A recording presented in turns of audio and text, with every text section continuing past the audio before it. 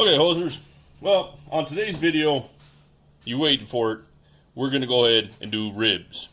Now, before we get going, I just gotta say, if you haven't, down at the bottom of the screen, go and hit that subscribe button. Get updated every time we get a new video out there. Anytime some information comes out.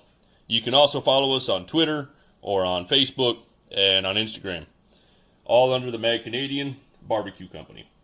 All right, as you can see here, we got our rack of ribs. First thing you want to do with these is there's a layer of film on the back side of these. You want to get those. If you have trouble getting it, sometimes they come off easy, sometimes they don't. One of the things you can do is get a paper towel, and a paper towel will help you get that grip on there. But basically, you're just going to pull that layer of film off as much as you can, and that's just going to help that seasoning and marinade that you're going to put on here really soak in there. So you want to make sure you get as much as you can. We're going to do it on this one. We'll continue on the other ones. Sometimes it's there, sometimes it's not. We've bought racks from box stores before where it's already been removed. That's very helpful in the cooking process. And sometimes if you can't get it all, just get a good knife and trim some of that fat off there. Okay, as you can see with this one, we're having a little bit of trouble. So I thought I'd go ahead and just get a paper towel, and it helps you get the grip on that. Especially when your gloves are all slimy and slippery from doing a couple others. It'll help you get it started. Once you get it started, you can get your thumb under there, and it just kind of peels off like that. And you'll have to work at it a little bit. It just peels off.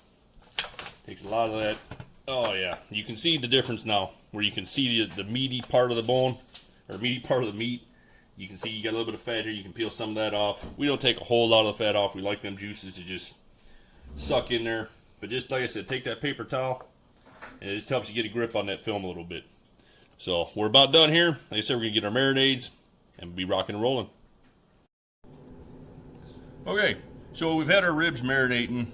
We did 2 with marinade. We did 1 without, because we're actually testing the new rub today, and we want to see how it turns out with both a marinade and without.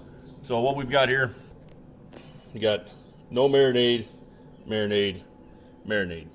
Now, one of the ones with the marinade is actually going to get 2 border on it, but we won't put our rub on now because we want that to heat up and cook with that marinade, kind of get that nice glaze. And at the very end, last hour and a half or so, we will go ahead and cover it with 2 border, let that kind of melt in the top, flip her over, do the same thing on the underside so you get that nice glaze of 2 border all the way across it.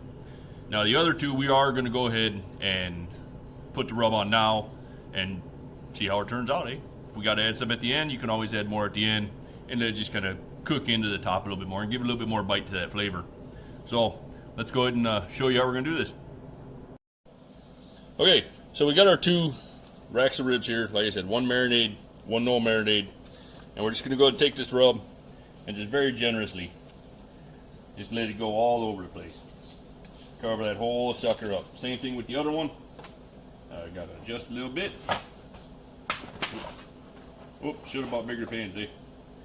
And same thing, just going to go very liberal. Just get all that flavor all over the meat and just kind of rub it in a little bit. That's why they call it a rub, eh? And you flip them over and do the same thing.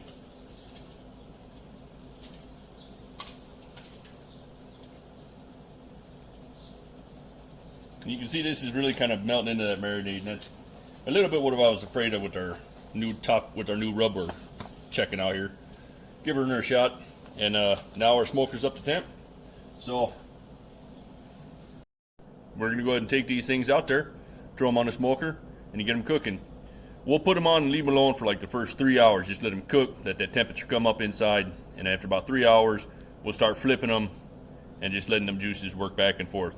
A lot of people will wrap them after, say, for like the last hour, let them juices just kind of marinate inside. We typically don't. We will leave them unwrapped and just continue to flip. And like I said, the one that gets the 2 border with the last hour and a half, hour or so, that's when we will start covering. But like I said, we will do that because we're flipping every half hour or so. So let's get these suckers on, and we'll see here in a little bit. Okay, so our ribs have been on for right around 3 hours. So we're going to go ahead and start flipping them here now every half hour. Oh, look at that color. Look at that color. Just absolutely gorgeous. You go ahead and take them. You just want to flip them over. Look at that underside. Oh, that is gorgeous. Beautiful coloration. Really taking that smoke flavor well. You flip that last one. Like I said, and this is the point where, you know, if you're going to... Oh, I almost forgot. You got to always click twice. And this is the point now. If you're going to... We don't. But if you're going to start basting and putting the sauce on them, now is the point you would start doing it. And then you would flip every half hour and just let that sauce soak in. And so for right now, what we're going to do is just keep tending to our firebox. Keep throwing our charcoal and our wood on there. And keep the door closed as much as possible. And rock and roll, eh? Okay, we'll talk to you here soon. Okay, hosers. And there you have it. A beautiful rack of ribs. Beautiful coloration. You can see the way the two-board has just melted onto the meat. Glazed it very well. Let's go ahead and... we prefer to flip these things over. Gives you a nice look at the bone. That way when you're cutting, you don't cut into a bone. You just get a nice cut through there. And let's took... Oh, yeah, look at that. That coloration right along the top. That's your smoke ring. All that juiciness is just the flavor. And that is just... Oh, that is tender. Beautiful. That's going to come right off the bone. Just look at that. Gorgeous. So anyways, like we said, that's how we do our ribs. You can vary a little bit, you know, depending on what your rig is, depending on what seasonings you're using, and like I said, whether you're basting it, where you're putting sauce on, it's all really up to you. But these are the basics, and it'll give you a beautiful, tender set of ribs. Look at that. Oh, look at them juices. I can't wait to tear into this myself. So we're going to go ahead and scoot, but we want to remind you, go ahead, subscribe down there at the bottom of the screen, down there. Yeah. Subscribe down there so you get all our videos. You're up to date on all the stuff that we're putting out. Go ahead and follow us on Facebook and Twitter, Instagram. And if you ever got questions, go ahead and hit us up through any one of those, or you can contact us through the Mad Canadian website, www.themadcanadianbarbecue.com. Take it easy, hosers. We'll catch you later.